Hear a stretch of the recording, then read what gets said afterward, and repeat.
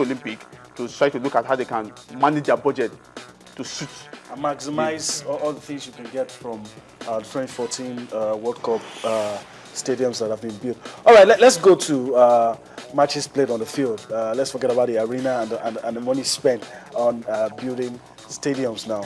Let's look at matches played today, the one currently going on and the one that we are about to, we'll see later on in the day.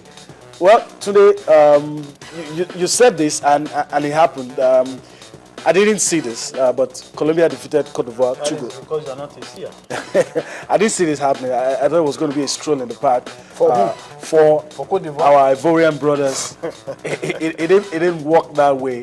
But let's talk about what's going on right now. 62 minutes of football action, and one of these two teams, Uruguay, England, you lose this game, well, have your bags packed. But very quickly about the Colombia-Cote d'Ivoire game. Cote d'Ivoire more than gave a good account of themselves. They were just lapses in concentration. Naive defensively. For the corner, they didn't pick up their marker. Didier Drogba, who is an excellent header of the ball, surprisingly pick up his marker. Then again, Didier Zokora, criminal passing another player who was caught in possession.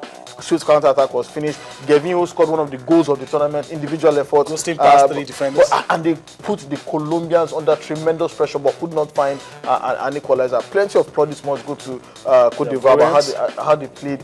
They are still in it because they've won one, they've lost one. So if they get a draw in their last game and the results go in their favor, they might even still qualify with 4 points. They have their destiny in their hands. Just win that game. Whatever happens elsewhere. That last game against Greece, they can still go through. But with the match that is going on now, there are some games that you think they are probably scripted in heaven.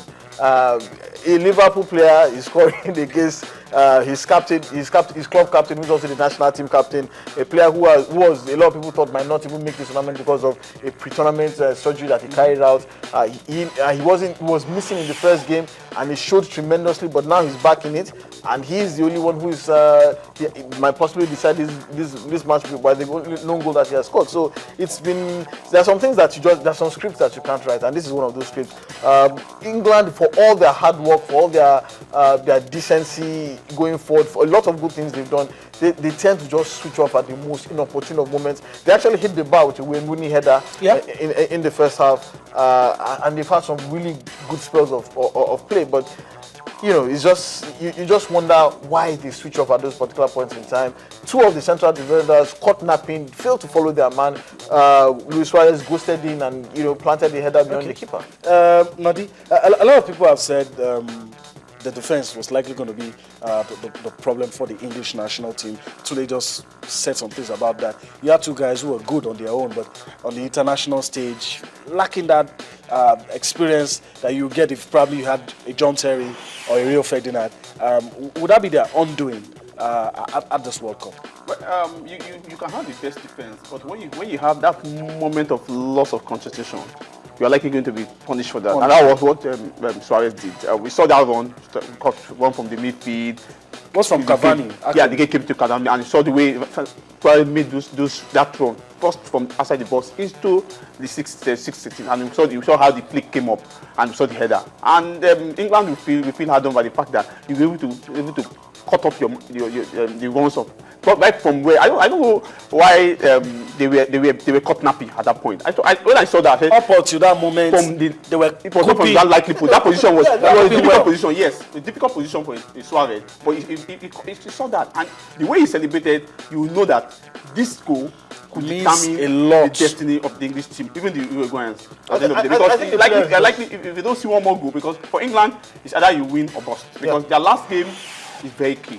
One of these 2 teams will go home. If they lose the game. Unless the draw, and a draw might just be prolonging the misery. The inevitable. Because I'm just particularly shocked. Normally, a Roy Hodgson team is usually very aware, defensively capable. So I want to blame the players for this, because I'm thinking Roy Hodgson is a hard taskmaster. For anyone who has ever watched his training, he will stop play continuously, make sure you do the same thing over and over again, just to make sure that you get it right. So if it's a question of whether he had done his own part, I'm particularly convinced that he had done his own part on the training field. But for the players to switch off the way they did, fail to follow the runner, I just think it's they might have cost themselves a place in the World Cup. Okay, let's look at tomorrow's matches. Of course, you know that later on tonight, Japan and Greece would also be playing. But let's look at tomorrow's fixtures. One match from Group D and the other two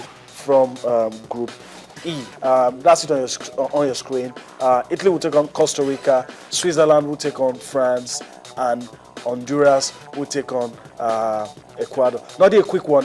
Italy, Costa Rica, both teams won their first game. What are we likely going to see when these two teams take to the field? Well, Italy want to clean up this group, finish up on 6 points, so qualify without so that you know the last game, because you are playing, you will go in the last Probably game. rest your key players. Yeah, rest your key players, because anything that happens, if Uruguay wins today and you beat Costa Rica, there's every likelihood that the result is not. We can have 3 teams of 6 points, but Italy want to remain comfortable going into the next round. So they want to clean up this game against Costa Rica. But Costa Rica, they have their backs to the wall, because if you don't beat it, if they beat them today, they are likely to be against England. Right. I don't think England will want to leave the tournament without getting any points.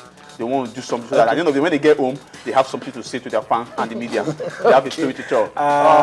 All right, let's go on a break. We need to just go on a break right now. Catch our breath. When we'll come back, we'll still be talking about the 2014 FIFA World Cup. All right, welcome back.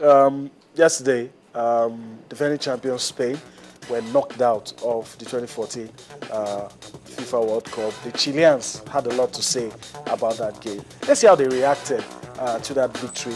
I'm very sure it's a moment that will live long in their memories. Let's look at the Chilean fans, what they had to say, and how they enjoyed seeing their team beat Spain.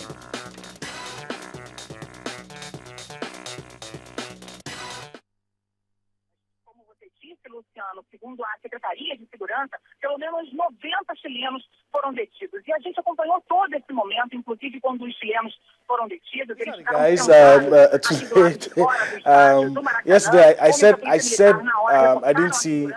I don't know. I'm losing my ability to predict games correctly. I said I didn't see this happening, but you were confident that it could happen. The Chilean fans, before the game, you know what they did, trying to force their way into the stadium. But I think it was what it at the end of it defeated the Spaniards by 2 goals, and feeling on top of the world. Yeah.